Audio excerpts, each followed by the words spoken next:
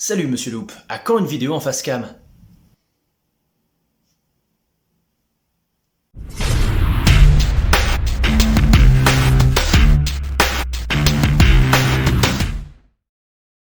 Et salut à tous, j'espère que vous allez bien. Oui, vous êtes bien sur F1 La Loupe, et oui, vous êtes bien devant une vidéo en face caméra, c'est la première pour moi. Mais c'est une vidéo un petit peu particulière, parce qu'aujourd'hui je vais répondre à toutes les questions que vous vous posez. Je devais sortir cette vidéo initialement il y a 1 an et demi, mais vous l'aurez remarqué, je ne l'ai pas publiée. Je vous ai donc demandé de me reposer vos questions. Vous avez eu la gentillesse de le faire. Je les ai compilées, je les ai triées, je les ai restructurées, et on va essayer d'y répondre. Allez, c'est parti. Alors, première question, j'aime bien les devinettes, alors corrige-moi si je me trompe. Tu as 27 ans, tu es graphiste, tu es passionné de cinéma et tu es brun.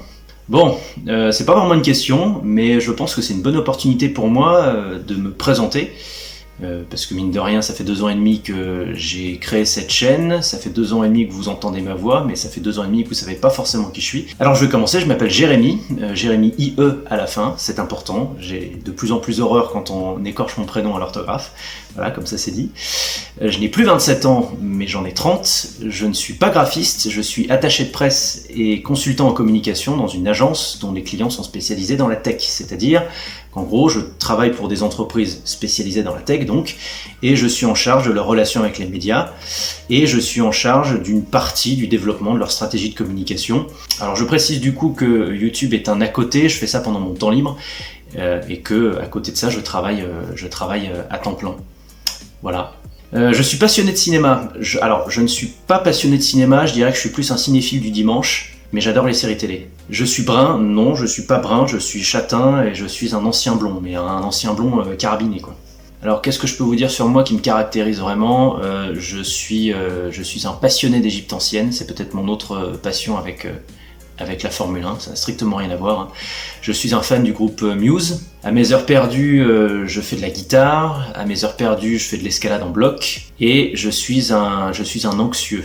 Voilà, je pense que ça résume plutôt bien qui je suis. Question suivante. Salut Loup, peux-tu nous raconter ton parcours et ce qui t'a motivé à narrer sur YouTube? J'ai fait un bac économique et social en 2010. Ensuite, j'ai fait de 2011 à 2014 une licence de langue étrangère, ce qui m'a permis d'être bilingue anglais, donc ça c'est plutôt cool. D'avoir un très bon niveau en espagnol, mais seulement écrit. L'oral, ça a toujours été un petit peu plus compliqué. Même si pour la L3, j'ai fait une année entière en Espagne, en Andalousie, à côté de Séville. Puis par la suite, je me suis engagé dans un master de relations internationales au sein de l'Institut des relations internationales et stratégiques, donc l'IRIS, qui est un think tank français sur les questions de diplomatie et de géopolitique, qui est chapeauté par Pascal Boniface notamment, parce que le projet à l'époque c'était de passer les concours de la diplomatie, parce que j'ai toujours eu un vif intérêt pour les questions diplomatiques. À cette occasion, j'ai fait plusieurs stages en diplomatie, dont un à l'ambassade de France à Washington, qui était mon stage de fin d'études, qui a duré 6-7 mois, qui a été une expérience de dingue. Je travaillais déjà à l'époque dans la section de presse et de communication. Quand je suis revenu de là-bas, ça m'a d'autant plus convaincu de passer les concours de la diplomatie. Donc je les ai préparés 2 fois. Je les ai vraiment passés qu'une seule fois, et puis très vite je me suis rendu compte que c'était pas vraiment fait pour moi. D'une part parce que je pense que j'étais pas prêt à faire autant de sacrifices pour tenter d'avoir un concours. Et puis deuxième raison plus importante encore, c'est que pour devenir diplomate, à mon sens, il faut embrasser un moule technocratique, embrasser ce qu'est la politique étrangère française, de l'adhésion à l'OTAN, à la construction européenne. Et ça, ce sont des choses sur lesquelles je suis très critique personnellement, donc plus le temps passait, plus je me retrouvais un peu en décalage par rapport à mon propre projet. Et donc naturellement, j'ai lâché l'affaire. Je regrette pas du tout parce que j'ai eu un mini parcours dans la diplomatie dont je suis très fier. Mais je pense sincèrement que c'était pas vraiment fait pour moi. Et puis c'est surtout que la Formule 1 grattait de plus en plus à la porte. Pour vous donner un ordre d'idée, j'ai fait 2 mémoires dans mon master à l'IRIS. Un mémoire de fin d'études qui était centré sur la diplomatie, donc toujours dans la même logique de passer les concours. Et le mémoire de l'année d'avant, je l'avais fait sur la mondialisation de la Formule 1 et son impact sur les relations internationales.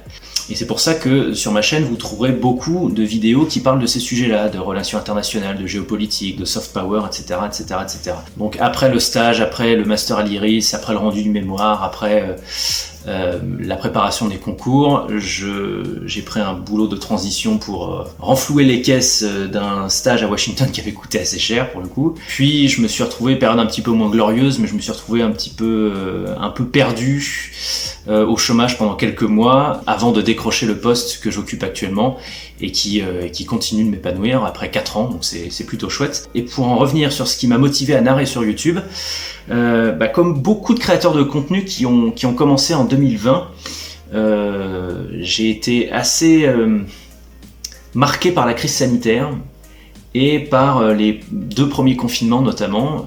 Je peux pas dire que j'en ai souffert professionnellement parce que j'ai continué à travailler à temps plein, sans chômage technique, sans chômage partiel. J'étais chez moi, je m'interrogeais sur la vie, je m'interrogeais sur mes propres objectifs, j'étais épanoui dans mon travail, mais il me manquait ce petit quelque chose en me disant bon bah voilà, si la vie s'arrêtait demain, est-ce que tu aurais des regrets? Et le regret que j'aurais eu en effet, c'est de ne pas avoir été capable de m'emparer de ma passion et d'en faire quelque chose. Cette passion étant la Formule 1 que j'ai depuis que j'ai 5 ans. Mais il fallait pour ça trouver le bon canal. J'avais rédigé quelques articles pour l'Iris, mais c'était pas vraiment mon bébé à moi. J'avais vraiment envie d'être libre sur ma création, sur ce que j'avais envie de communiquer. Donc la décision de lancer une chaîne YouTube, je l'ai prise en mars-avril 2020 par là. Et j'ai publié ma première vidéo, d'une qualité assez médiocre d'ailleurs, le 8 août 2020. Je me rappelle de la date parce que c'est quand même un grand changement dans ma vie, puisque si j'avais imaginé que 2 ans et demi plus tard j'en serais là où je suis, j'aurais signé dès demain. C'est bête à dire, hein, c'est un peu bateau et vous l'avez certainement déjà entendu, mais c'est un rêve que je vis là. Donc j'en suis très fier. Et voilà comment on peut résumer en quelques mots mon parcours. Tu as un style très unique dans le petit monde des analystes de la Formule 1, alors d'où vient ce style très posé, très poétique, voire philosophique? Qui sont tes sources d'inspiration? Alors j'aime bien cette question, en fait j'en ai eu plusieurs qui ressemblaient à celle-ci, et en plus qui étaient accompagnés de jolis compliments sur le style, sur l'écriture, sur l'élocution. Ça me touche beaucoup. J'aime tous les compliments évidemment, mais il y en a qui me touchent encore un peu plus que d'autres, et un compliment sur le style et sur la façon de m'exprimer, c'est encore plus important pour moi parce que je sais que je mets beaucoup de cœur à l'ouvrage sur ce point-là en particulier. Pour le reste, en ce qui concerne les inspirations, là je vous renvoie au parcours que j'ai décrit juste avant, notamment mes 2 ans que j'ai passé à l'Iris en étudiant les relations internationales, au stage que j'ai pu faire en diplomatie, parce que ces expériences-là en particulier m'ont appris l'esprit de synthèse, l'économie de mots et le style, parce que dans ces contextes-là on rédige beaucoup de notes. Ça peut être des notes diplomatiques, ça peut être des notes stratégiques, ça peut être des notes de synthèse tout simplement. Et ça m'a forgé un vocabulaire, ça m'a forgé une façon d'écrire, on va dire efficace, et qui encore une fois fait l'économie de mots. Et ça c'était extrêmement important dans le cadre de mes vidéos, de faire en sorte que ce qu'on peut dire en 18 minutes, moi je sois capable de le dire en 12, 10, 9, 8 minutes. Ça c'est vraiment un objectif que je me fixe à chaque fois. Sachant qu'en plus mon boulot actuel m'oblige à rédiger beaucoup, donc j'affine ces compétences-là au fur et à mesure. Et pour le reste, faut regarder dans mes goûts personnels. Je suis un fan d'histoire, quelle que soit l'ère géographique, quelle que soit la civilisation, quel que soit le siècle. J'adore, je suis très féru de ça, très curieux. J'aime de plus en plus la philosophie politique également, donc ça me forge pas mal de références également. Et puis au-delà de ça, je suis très fan de l'exercice de la chronique. Ça peut être un recueil de chroniques écrites dans le cadre d'un livre, ou ça peut être des chroniques radio qu'on entend, chaque matin de la part d'un humoriste ou d'un éditorialiste politique. C'est vraiment un exercice que j'aime beaucoup parce que là encore ça fait appel à de l'économie de mots, ça fait appel à du style, ça fait appel à une durée limitée, donc ça peut pas durer plus de 3, 4, 5, 6, 7, 8 minutes. Ça fait appel à de l'analyse parfois profonde d'un sujet d'actualité, mais de façon percutante et courte. Et ça, c'est vraiment quelque chose que j'ai essayé de reproduire dans mes vidéos, et particulièrement dans mes chroniques d'après-course. Ce qui me permet d'embrayer sur la question suivante. Comment trouves-tu les citations de début de vidéo lors de tes chroniques? Alors ce qui est marrant, c'est que dans cette question, il y a d'autres questions sous-jacentes qui laissent penser que je suis un littéraire et que je lis beaucoup. En réalité, c'est une des tares que j'ai, c'est que je lis peu. Je lisais pas mal à l'époque de l'Iris, mais là j'ai vraiment réduit la cadence. C'est un peu dommage parce que je pense que si je lisais plus, ou si je trouvais plus le temps de lire, j'aurais plus de facilité à écrire mes scripts, parce que je suis capable littéralement de bugger pendant 3 heures sur un mot parce que je me dis il est mal pondéré ou je pourrais trouver un synonyme un peu plus sympa. Bref, c'est un enfer. Par contre, je fais appel la plupart du temps, autant que faire se peut, à ma culture générale pour trouver une bonne citation. Mais 50% du temps, très simplement, je regarde le Grand Prix et en général, il m'évoque un mot. Il m'évoque un mot ou deux, je sais pas, ça peut être l'ennui, ça peut être la passion, ça peut être le symbole, ça peut être la polémique. Et à partir de ce moment-là, je vais regarder tout simplement sur internet une bonne citation d'un bon auteur qui traduit exactement ce que j'ai ressenti en regardant le Grand Prix. Si accessoirement cette citation peut incarner une sorte de fil rouge sur toute la chronique qui te permet, quel que soit le sujet abordé, quelle que soit la strate étudiée, de pouvoir te raccrocher à cette citation. Si j'arrive à faire ça, là vraiment je suis très content et il m'est arrivé au cours de ces 2 dernières années de l'avoir fait et j'avoue que j'étais assez fier.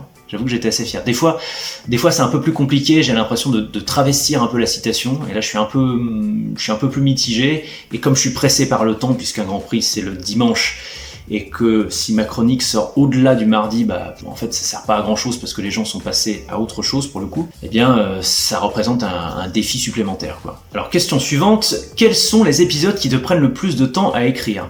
Alors les épisodes qui me prennent le plus de temps à écrire ce sont les lettres ouvertes et paradoxalement les épisodes qui me prennent le moins de temps à écrire ce sont aussi les lettres ouvertes. C'est-à-dire qu'il y en a certaines que j'écris vraiment avec le cœur et donc à partir de ce moment-là l'écriture devient plus facile. Je donne un exemple.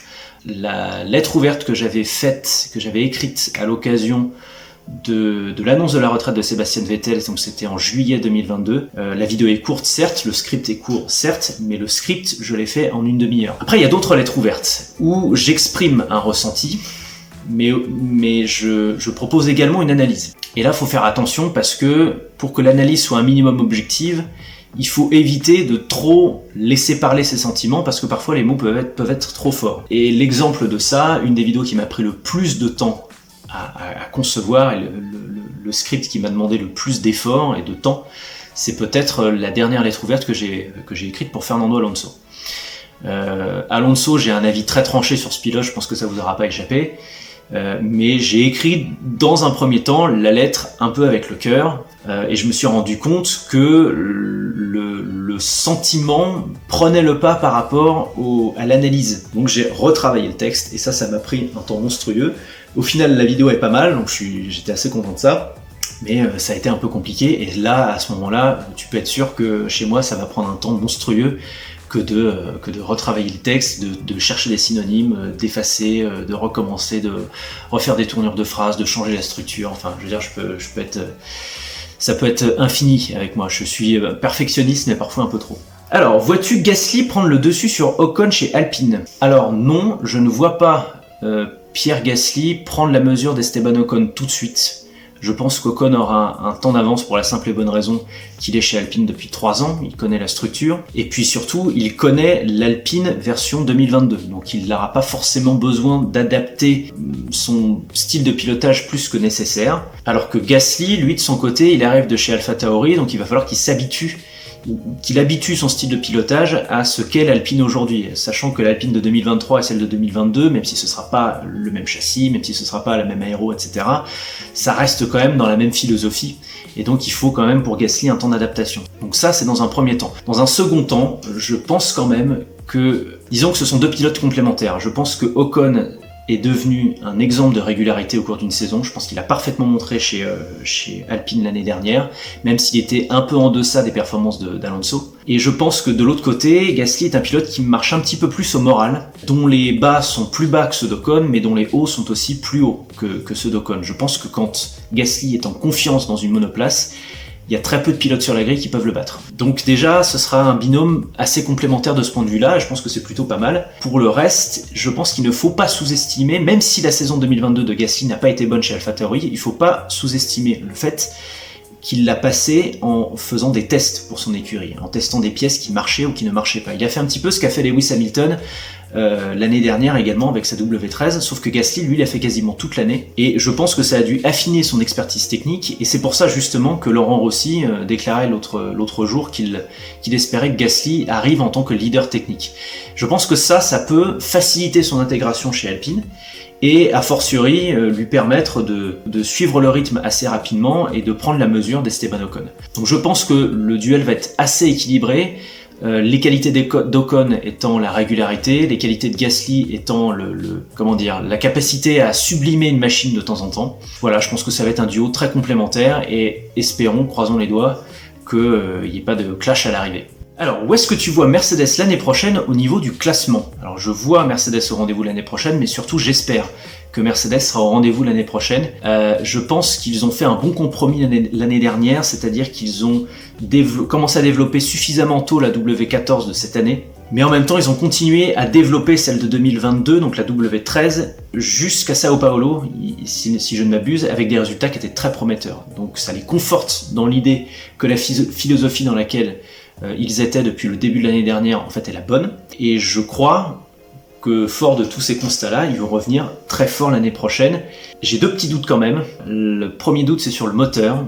Le moteur Mercedes, il n'a pas été à la rue, loin s'en faut, et surtout ça a été plus fiable, mais ça n'a quand même pas été le meilleur. Je pense même qu'en termes de performance pure, Renault, Honda et Ferrari étaient devant. Donc ça, ce sera un paramètre à regarder. Et le deuxième paramètre, c'est la question du marsouinage. On sait que en 2023, les oscillations verticales seront monitorées de façon encore un peu plus forte, un peu plus précise par les capteurs, et il faut être absolument certain que Mercedes ait réussi à se débarrasser de son marsouinage qui a été vraiment son handicap tout au long de l'année dernière en réalité, enfin une bonne partie de l'année dernière. Donc là aussi je suis assez optimiste concernant Mercedes, je pense qu'en effet le marsouinage est globalement derrière eux, mais ça ce sera une petite incertitude qu'on aura une fois la monoplace présentée. Mais oui, j'espère que Mercedes sera de retour, j'y crois, et je l'espère d'autant plus que si tant est que Red Bull dispose encore d'une monoplace ultra compétitive et que Ferrari soit aussi au rendez-vous, j'ai peur qu'on s'ennuie quand même, parce que même si Vasseur va essayer de remettre de l'ordre au sein de la Scuderia, je vois mal les rouges porter les stockades sérieusement à Red Bull pour des questions de management, pour des questions d'organisation au sein de l'équipe. Mais bon, on verra. Ce que je dis n'est que spéculation, vous avez le droit de ne pas être d'accord, il n'y a aucun souci là-dessus. Alors maintenant, on va passer aux petites questions en vrac, auxquelles je vais essayer de répondre très rapidement, un petit peu en rafale. Comment as-tu découvert la Formule 1 ? Alors comme beaucoup, j'ai découvert la F1 via ma famille, et particulièrement mon père, qui regardait les Grands Prix à l'époque, sans trop de conviction, c'était pas sa passion première, loin de là, mais il aimait bien ça. Et puis, totalement par hasard, je me suis assis sur le canapé et j'ai adoré. Tout simplement. Mon plus ancien souvenir en Formule 1. Alors mon plus vieux souvenir en Formule 1, c'était le Grand Prix d'Italie 1997, je crois. Je me rappelle que ma sœur croisait les doigts pour voir Jean Alesi gagner sur sa belle Benetton bleue parce qu'il était en tête, sauf qu'il s'est fait enfumer par la stratégie de David Coulthard et il a terminé deuxième. Sauf que avant même de voir la fin du Grand Prix, ma sœur était tellement dégoûtée qu'on a éteint la télé et de toute façon on était invité autre part, donc on n'a pas vu la fin. Alors mon pilote préféré de tous les temps et actuellement. Pilote préféré de tous les temps, Michael Schumacher, évidemment.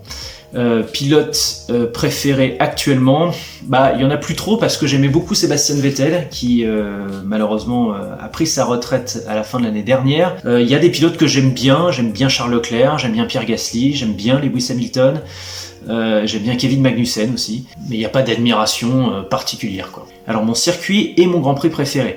Alors mon circuit préféré, ça va vous paraître un petit peu surprenant, mais j'aime beaucoup Zandvoort. Je trouve que c'est une piste absolument magnifique, que j'adore voir en conditions de qualification. Ça monte, ça descend, c'est étroit, c'est incliné, vraiment j'adore cette piste.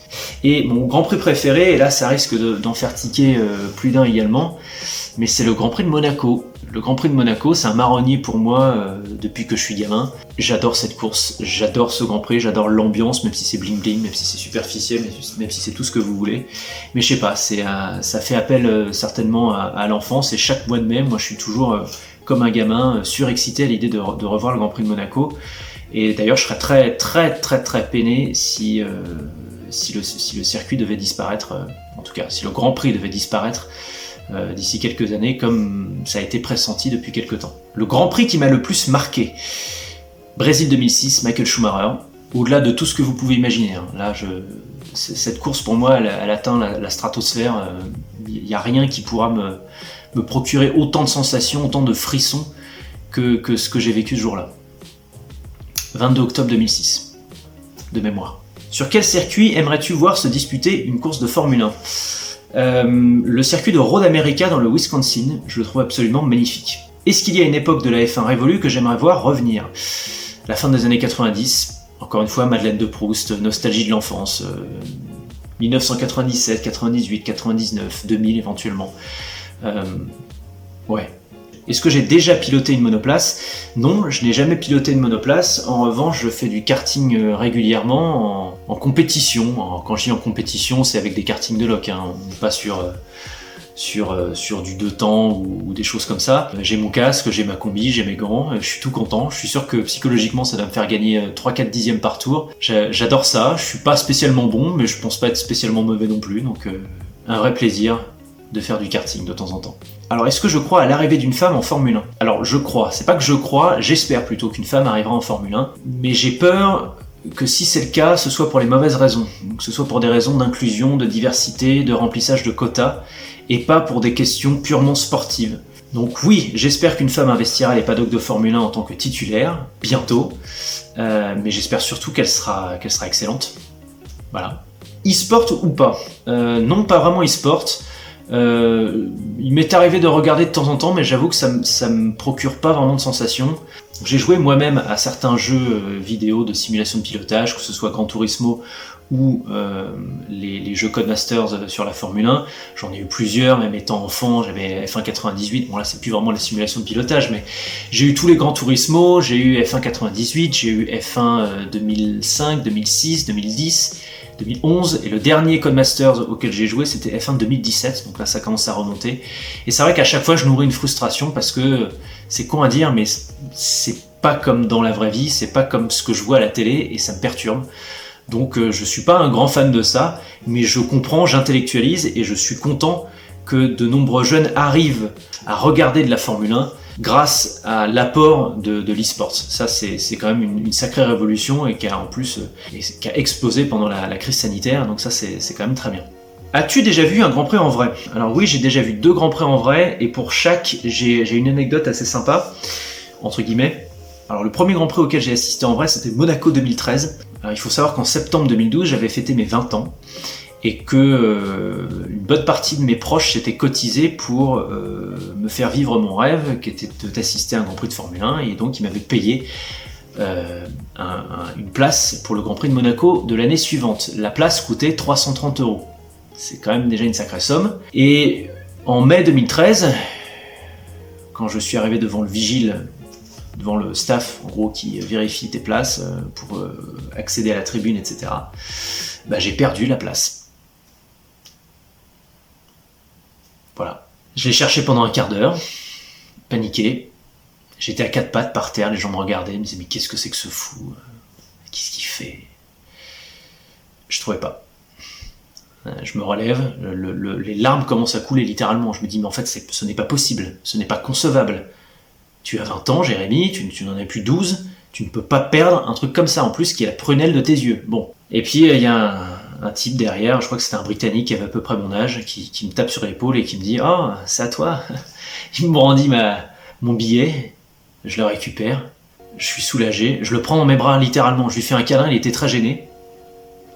Mais il m'a sauvé la mise, hein, totalement. Donc, petit conseil d'amis, si on vous offre quelque chose qui vous tient réellement à cœur, évitez de le perdre. C'est pas terrible.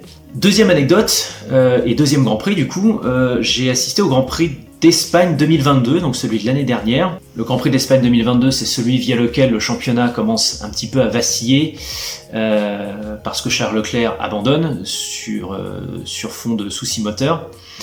Et en fait, son moteur a coupé juste devant moi. C'est-à-dire que la Ferrari 75 est passée, ça fait... Plus rien. Donc si vous êtes fan de Charles Leclerc, je vous préviendrai la prochaine fois que je verrai un Grand Prix, pour pas que vous ayez trop d'espoir d'une victoire ou d'un podium, parce que avec moi ça sert à rien, il va abandonner. As-tu déjà rencontré un ou plusieurs pilotes de Formule 1 ? Alors non, je n'ai pas eu la joie ou l'opportunité de le faire. En revanche, comme beaucoup de mes collègues youtubeurs et de créateurs de contenu sur la Formule 1, j'avais été invité l'année dernière à la présentation de l'Alpine A522, donc du coup qui avait lieu à Paris, en présence de Fernando Alonso, en présence d'Esteban Ocon, et j'ai pu passer une soirée à leur côté sans vraiment interagir avec eux, mais c'est vraiment le moment le plus proche que j'ai pu avoir avec un ou deux pilotes de Formule 1. C'est déjà pas mal, franchement, c'était quand même un rêve de gosse que de faire ça. Qu'est-ce qui est jaune et qui attend? On m'a vraiment posé cette question. Et le pire, c'est que j'y ai réfléchi. Et je vais répondre. Jordan attend.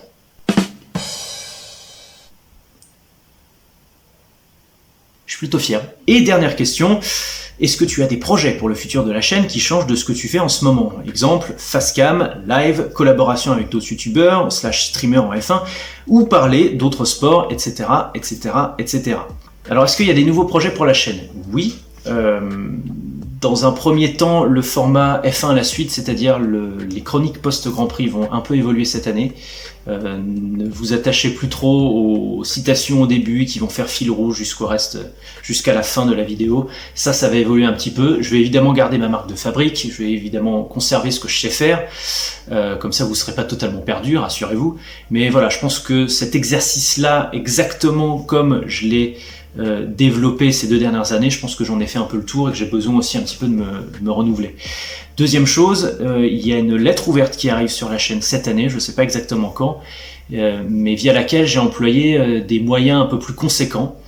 Je ne travaille pas tout seul dessus. Et ce sera une vidéo qui sera importante pour moi et j'espère pouvoir vous la publier. Bon, de toute façon, elle sera publiée cette année, mais je ne sais pas exactement quand. Et troisième chose, je suis en train de mettre en place un tout nouveau format qui s'appellera F1 à l'écoute. F1 à l'écoute, ce sera un format podcast entièrement et qui proposera une interview d'un acteur, quel qu'il soit, du microcosme de la Formule 1, un acteur francophone évidemment, du microcosme de la Formule 1. Ça peut être un journaliste, ça peut être un influenceur, ça peut être un ingénieur et, croisons les doigts, potentiellement un pilote de F1, de F2, via des petites questions un peu insolites. Voilà, je suis en train de peaufiner mon plan là-dessus, mais le premier épisode, j'aimerais bien le sortir également cette année, avant l'été ou pendant l'été, idéalement, ce serait bien. Voilà, mais évidemment, tout ça se fait dans la mesure de mon temps, et comme vous le savez, il n'est pas extensible, étant donné que j'ai un boulot à temps plein, et que j'ai beaucoup de choses à faire dans ma vie. C'est tant mieux, d'une certaine manière, mais aussi, on aimerait bien que les journées durent plus de 24 heures. Et concernant les aspects plus précis qui m'étaient posés dans la question, les vidéos facecam, malheureusement, c'est pas prévu. Je dis pas que je suis totalement fermé à ça, mais c'est pas mon style. C'est pas ce que j'ai envie de faire, et si je le fais, ce sera plus une exception qu'une règle. Live non plus, c'est pas vraiment prévu parce que faute de temps. Live pour autant, je pense que j'aimerais bien. Je pense que ça m'aiderait beaucoup à être de plus en plus à l'aise dans ma façon d'exprimer, etc. Je pense que ça me servirait beaucoup et je pense que ça créerait aussi une meilleure interaction avec vous. Mais malheureusement, j'ai pas le temps. Il faut que je préserve ce que je sais faire, donc je pars sur cette stratégie-là. Collaboration avec d'autres youtubeurs. Alors je suis pas du tout fermé à cette idée-là, d'autant que pour ceux que j'ai pu rencontrer, je m'entends très bien avec la plupart d'entre eux. Donc ce serait plutôt cool. Et pour ne rien vous cacher, j'ai une petite idée. Mais il faut que je la peaufine, il faut que je la travaille, il faut que je trouve le temps pour le faire. Et je vais pas vous en dire plus parce que si ça se fait pas ou si ça se fait pas maintenant, j'ai pas envie que ça crée de la déception, mais j'ai une bonne idée. Voilà. Et en ce qui concerne le fait de parler d'autres sports, alors pour répondre à cette mini-question, je vais vous proposer une autre question qui m'a été posée dans mon feed FAQ, qui me demandait si j'étais plus Messi ou Cristiano Ronaldo. Et quand j'ai vu cette question, j'ai lu CR7. Je n'ai pas compris ce que c'était CR7. J'ai copié-collé CR7 sur Google.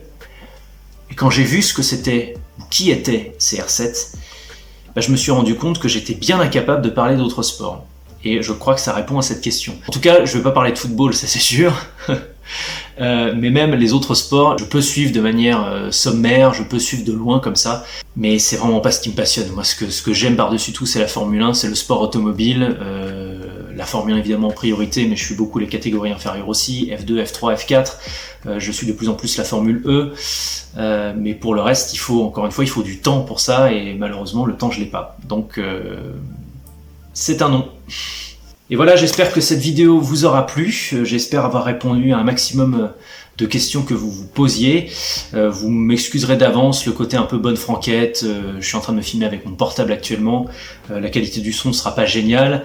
La qualité de l'image, bon, peut-être pas non plus, c'est peut-être un peu sombre. Quoique vous voyez les yeux bienveillants de Ayrton, Michael et Lewis, ainsi que les petits casques derrière.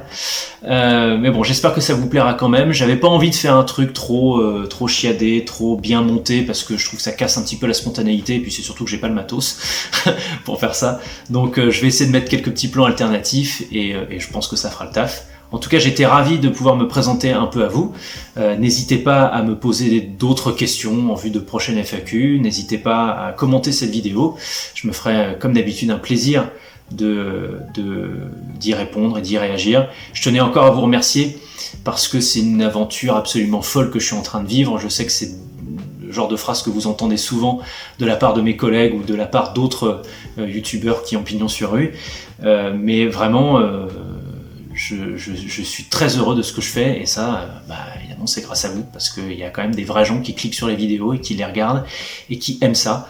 Et à chaque fois, ça me donne une bouffée de motivation dont j'ai bien besoin parfois, parce que, encore une fois, les journées sont courtes. Donc je vous dis à très bientôt pour la suite des opérations. Allez, ciao!